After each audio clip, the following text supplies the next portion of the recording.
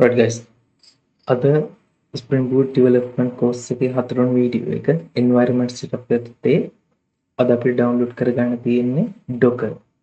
Docker කියන්නේ Linux වල භාවිතා කරන හදපු දෙයක්. හරිද? සාමාන්‍යයෙන් මේ Linux කියන්නේ servers වල භාවිතා කරන දෙයක් නේ. බහුතරයක් servers වල තමයි Linux භාවිතා කරන්නේ. හරි එතකොට Linux වල ඇයි මේක භාවිතා කරන්න හදන්නේ නැත්තේ? මොකද බොහෝ දුරට හරිද සර්වර්ස් ඇතුලේ අපි භාවිතා කරන්නේ මොනවද? Linux ආශ්‍රිතව තියෙන operating system තමයි. හරිද? එතකොට Docker කියන එක ප්‍රධාන වශයෙන් තියෙන්නේ කොහෙද? Linux වල තමයි භාවිතා කරන්නේ. හරි. එතකොට දැන් මේ Linux වල පාවිච්චි කරන Docker Windows වලට ගේද්දී අපිට තියෙනවා පොඩි ස්ටෙප් ටිකක් දැනගන්න. හරිද? ඒක නිසා මේ වීඩියෝ එක ස්කිප් කරන්නේ නැතුව බලන්න. සමහර දේවල් අතපසු වුණොත් ඒක ප්‍රශ්නයක් වෙන්න පුළුවන්. රයිට්? එතකොට සාමාන්‍යයෙන් Docker කියන දේ කැම්පස් වලට උගන්වනවා අඩුයි. හැබැයි ඉන්ඩස්ට්‍රි එකට ගියාම මේක නැතුව බෑ. මේක ඉගෙනගෙන තියෙන එක අත්‍යවශ්‍යයි. හරිද? ඒ නිසා Docker කියන දේ හරියට ඉගෙන ගමු. අපි ඉස්සෙල්ලාම මේක ඩවුන්ලෝඩ් කරන්න කොහොමද කියලා ඉගෙන ගමු.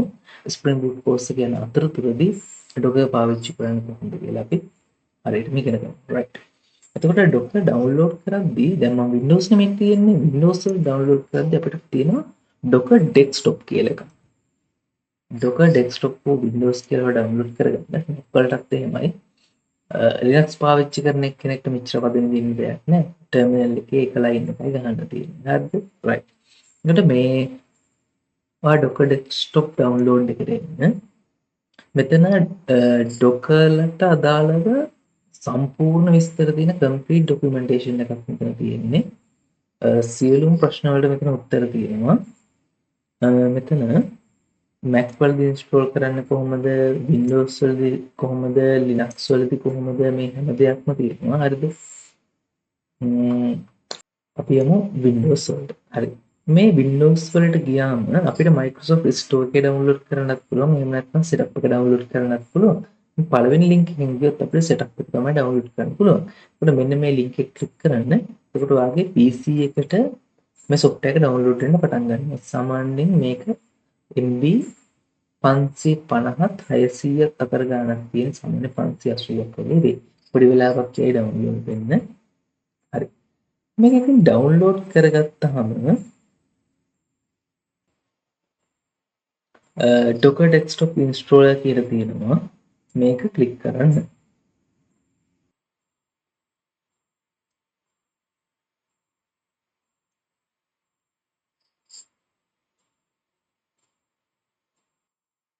හරි මෙතෙන්ට ආවහම Docker install වෙනවා අපේ PC එකේ. Docker install වුණාම අපිට close and restart කියන option එක එනවා. මෙතන restart කරද්දී ඔයගලන්ගේ තියෙන වැදගත් දේවල් ටික ඉස්සෙල්ලා close කරලා ඒකලා button එක press කරන්න. එතකොට restart කරාම මොකක්ද වෙන්නේ කියලා අපි ඉස්සරහට බලමු.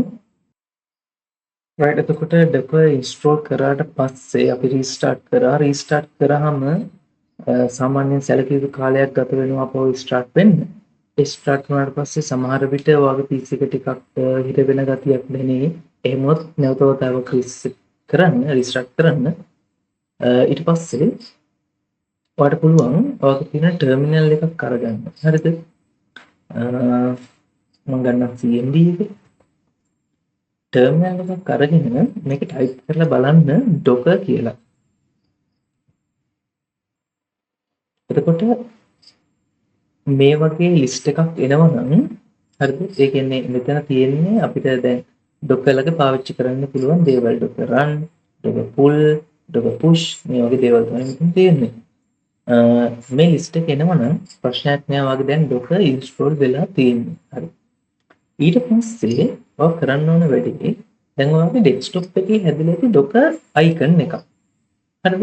මෙයා ස්ටාර්ට් කරලා බලන්න ඕනේ. ඊට අමතරව ඔයාලට අලුතෙන් වෙනස්කමක් බලා ගන්න පුළුවන්. this PC වලට කියවම this PC වලදී අලුතෙන් ඉන්ස්ටෝල් වෙලා තියෙනවා කවුද? Linux version එකකුත් ඉන්ස්ටෝල් වෙලා ඇති. මෙතන Linux කියලා පෙන්නන්නේ. හරිද? ඒකට හේතුව මොකක්ද? Docker engine එක වැඩ කරන්නේ මොකේද?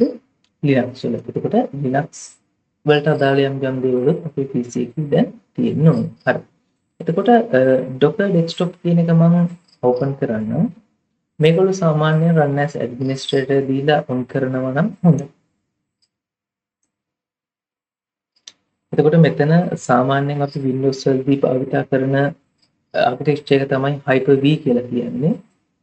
Docker වලදී අපි මේක පාවිච්චි කරනවා WSL2 කියන version එක. හරි. එතකොට අපිට මේ terms and condition වලට accept කරමු. ඊට පස්සේ use recommended settings දෙන්න. ඒකලා finish කරන්න.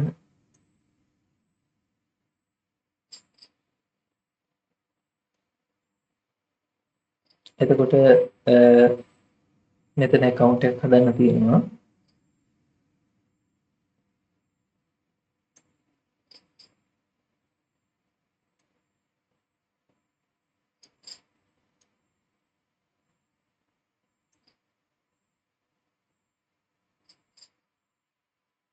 මෙතන simple අකුරු පාවිච්චි කරන්න පුළුවන් ඔයාලට numbers පාවිච්චි කරන්න පුළුවන්. right. එතකොට මෙතනින් sign up වෙන්න.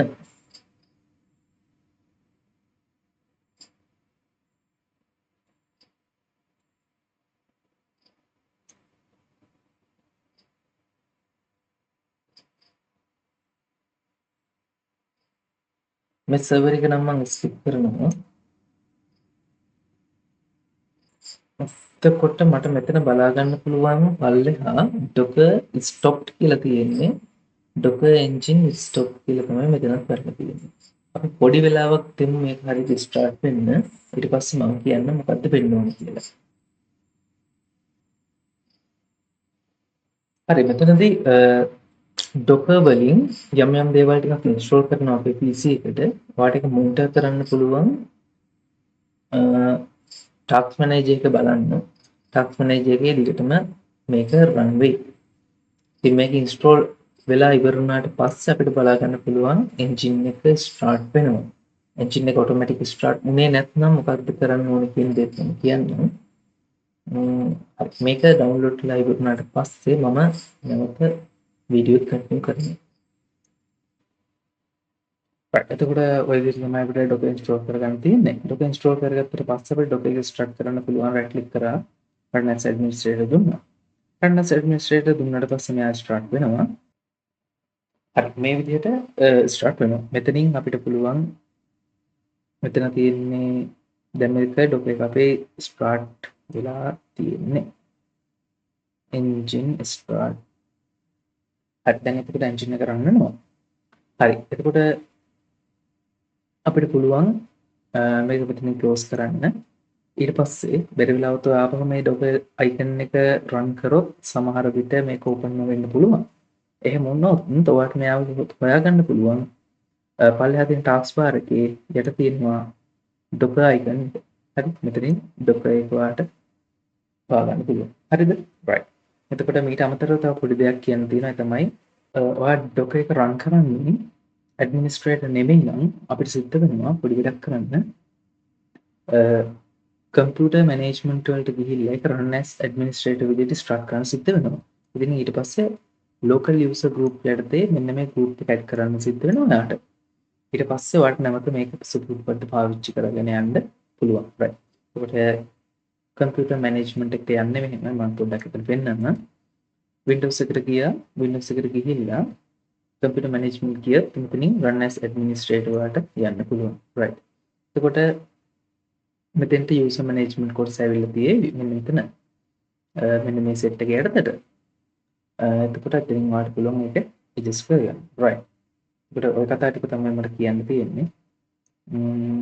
මීට අමතරව ඔයාගේ docker එක install start වෙන්නේ නැත්නම් WSL වල ප්‍රශ්නයක් තියෙනවා නම් ඔයාලට පුළුවන් WSL එක update කරන්න මෙන්න මේ විදිහට terminal එකට ගිහිල්ලා WSL